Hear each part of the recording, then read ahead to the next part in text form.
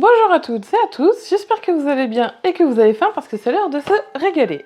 Aujourd'hui, je vais vous montrer un secret de chez Secret, car il s'agit des recettes de pâtes à la tomate et polpette de mon grand-père sicilien. C'est une recette familiale qui n'est même pas écrite quelque part, donc au niveau des quantités, eh bien, j'improvise un peu à chaque fois, et évidemment, du coup, c'est une recette purement sicilienne. Pour cette recette, il va nous falloir du coulis de tomates 100% tomates, de la viande hachée de bœuf. Alors, normalement c'est moitié bœuf, moitié porc, mais comme Laurence ne digère pas le porc, je le fais en 100% bœuf, ça change pas grand chose. Des oignons, des œufs, de la farine et des assaisonnements, donc du sel, du poivre, basilic et persil.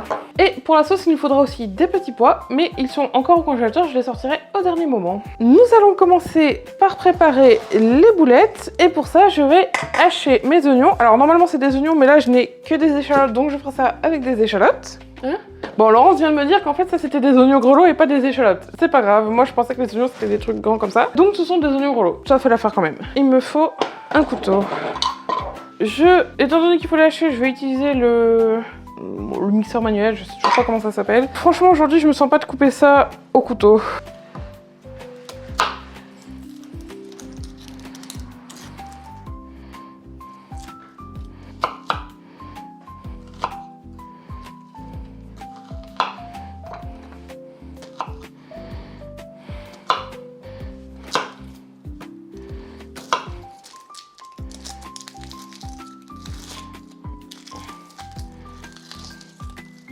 Oh, du premier coup cette fois.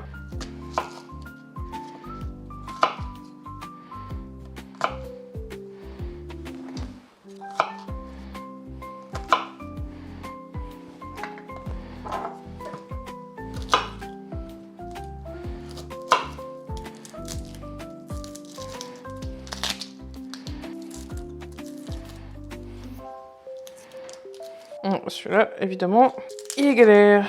Hop, voilà.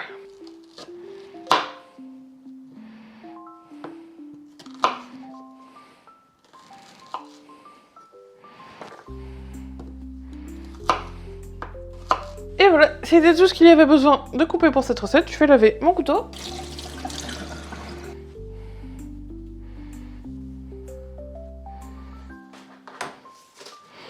Et on va hacher tout ça. Voilà, parfait. Je vais mettre ça de côté puisque je vais en avoir besoin pour la viande hachée. Alors, pour les polpettes, on prend donc la viande hachée. Sans le petit papier, c'est mieux. Hop. Un petit peu de poivre. Un petit peu de sel. Et du persil. Ah, et justement, j'avais dit que j'avais besoin d'oignons. Voilà, hop. Un peu d'oignon aussi dans la viande. On va commencer par bien mélanger ça. Et après, on pourra ajouter la farine et l'œuf pour les rendre plus lisses et qu'elles ne se cassent pas à la cuisson. Il faut savoir que mon grand-père m'a donné cette recette, j'avais déjà 20 ou 21 ans, mais ça faisait longtemps que je faisais cette recette et avant j'ai tâtonné, je l'avais déjà goûté et du coup j'ai essayé de la reproduire au goût en testant et j'étais arrivée pas si loin quand même. Il y avait juste le persil dans les polpettes que j'avais pas deviné, mais tout le reste j'étais plutôt good. J'étais contente de moi, j'avais réussi à retrouver la recette pratiquement toute seule. Et du coup, il me l'a donnée à l'oral comme ça, et j'ai aucune trace écrite de cette recette, faudrait que je pense à la noter un jour. Et du coup, j'y vais un peu au hasard à chaque fois. Ce qui fait qu'au final, ce n'est jamais exactement la même recette chaque fois que je la prépare. Bon, je vais commencer par mettre un œuf et une cuillère de farine, et je vais voir s'il y a besoin que j'en rajoute plus après.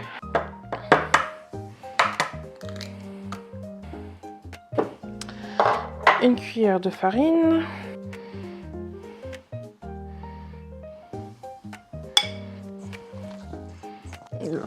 Comme d'hab, c'est visqueux.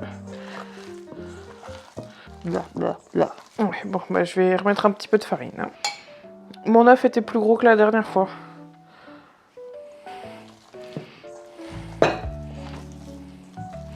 Ça colle au doigt. Je me dirais, normalement c'est le but, mais... Au moins, ça fera des boulettes bien lisses. Ok. J'avais lu un truc comme quoi si on se met un peu d'huile sur les mains, ça aide à ce que ça colle pas. Pour faire les boulettes, je vais essayer. Et je vais faire comme la dernière fois, par contre je vais garder cette astuce, la farine, c'était super bien pour les colorer. Je les roulerai un peu dans la farine comme ça avant de les cuire. Alors, donc je suppose que je fais tac comme ça, tac, hop. Ok, donc là normalement c'est censé ne pas coller. Et ça fonctionne.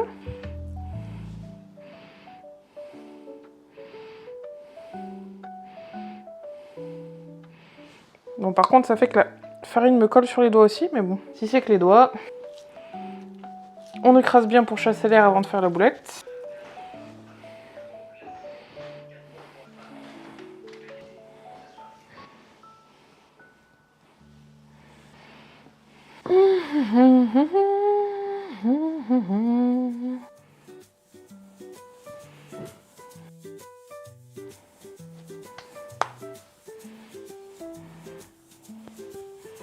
Pour tout ce qui est de la préparation de la recette, je vous conseille de la préparer soit la veille pour le lendemain midi, soit le matin pour le soir, puisque c'est plus longtemps ça mijote, meilleur c'est. Donc là moi c'est la veille au soir pour demain midi, je ferai mes pâtes demain du coup. Comme ça après vous pouvez laisser passer la nuit ou la journée dans la cocotte et ça va continuer à mijoter lentement même si le feu est éteint. Et c'est meilleur comme ça. Après si vous avez vraiment pas beaucoup de temps, 2 heures ça suffit. Mais une nuit c'est le mieux.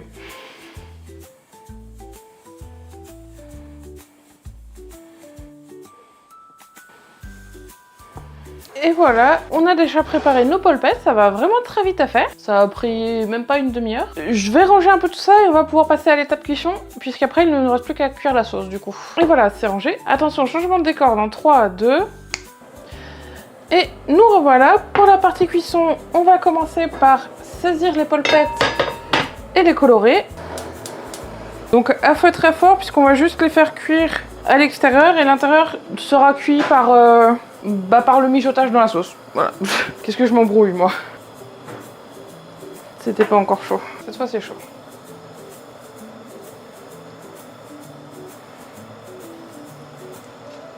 Je crois que ma casserole est pas assez grande, par contre. Hop. Il me manque 4 bouboules. 4 polpettes. Ça va rentrer, quand même. Si.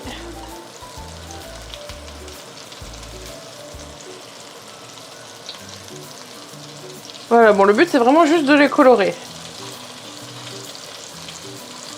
Elles sont pas très coopératives aujourd'hui.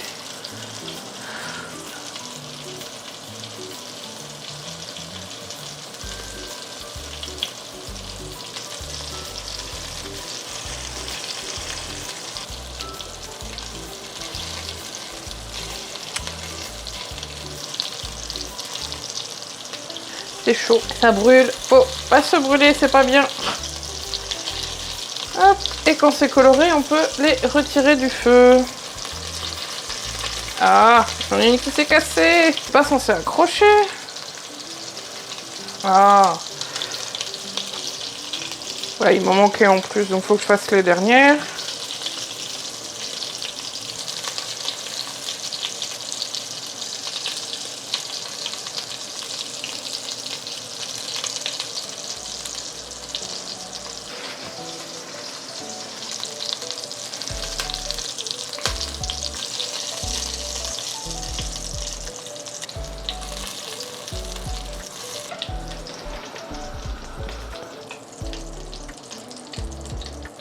Je vais faire revenir mes oignons pour la sauce. Donc là on fait suer les oignons pour qu'ils blanchissent, enfin pour qu'ils deviennent translucides comme d'habitude. On commence à connaître, donc là on les fait revenir.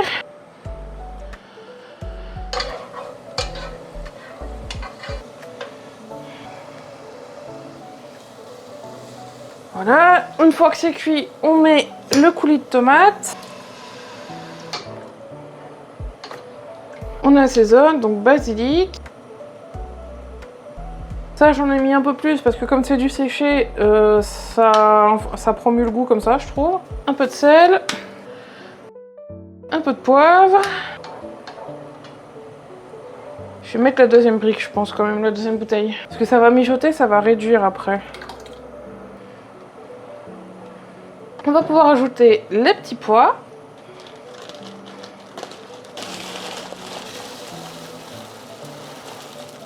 Ça, j'y vais un peu à l'œil aussi. Moi, j'ai pris des petits pois surgelés, mais vous pouvez prendre des petits pois frais en boîte. Peu importe, ça change pas trop.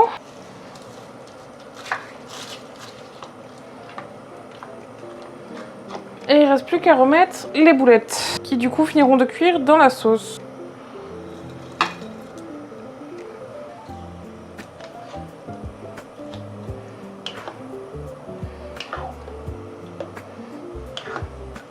Et voilà, bon là ça fait beaucoup de sauce, mais c'est parce que j'en prépare toujours une grande casserole et après j'en congèle un petit peu. Comme ça, il me reste plus qu'à faire des pâtes et à décongeler ma sauce plus tard quand j'ai pas de quoi cuisiner. Et ça me fait quand même mon repas. Et ça fait un bon repas qui est prêt à l'avance du coup. Là, il n'y a plus qu'à mettre au feu minimum, laisser cuire ça pendant 1 heure ou 2, histoire que ça mijote bien en mélangeant de temps en temps. Et puis la recette sera prête. Et il faudra évidemment corriger l'assaisonnement si il n'est pas à votre goût.